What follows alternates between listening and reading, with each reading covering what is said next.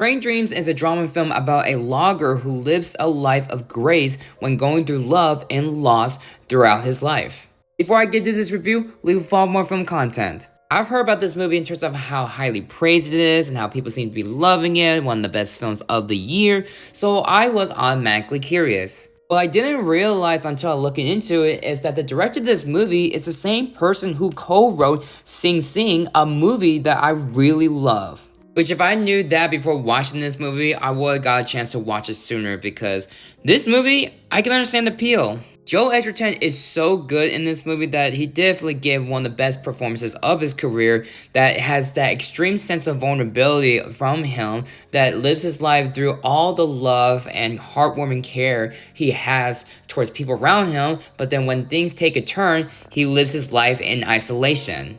Which his sadness expression really showcased that in his character that I really genuinely felt sorry and empathy for him in terms of this whole situation and of course what one goes through after what has happened. The movie is very gorgeous and beautifully shot. That definitely makes sense why this movie was inspired by Terrence Malick, as there's a lot of inspirations there.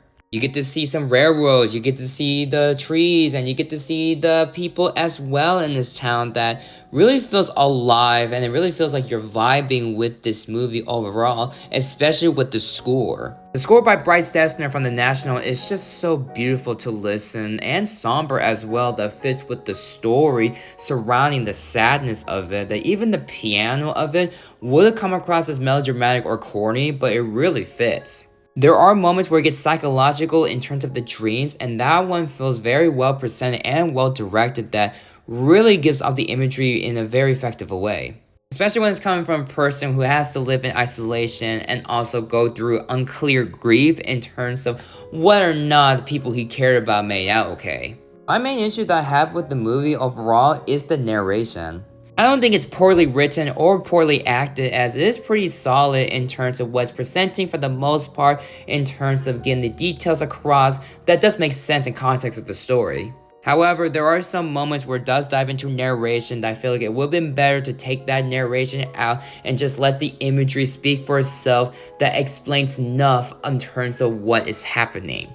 But other than that, Train Stream is kind of a fantastic film that's definitely going to have a lot of Oscar season surrounding this one. I give this film a 9 out of 10. If you like this review, leave a like, favorite, and follow for more film review content.